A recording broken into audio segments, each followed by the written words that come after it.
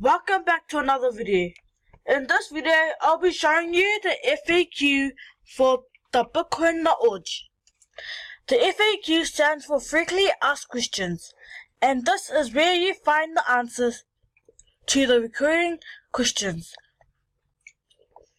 You can see here that there is some content called general, legal, economy, transactions, mining, security, and help.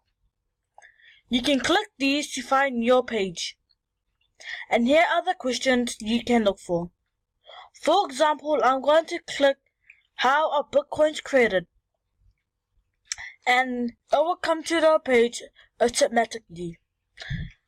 I will say how Bitcoins are created, and underneath the answer is the question. So I'm going to end the video right here. To find more information, visit the WheezCoins website. There are over 150 pages.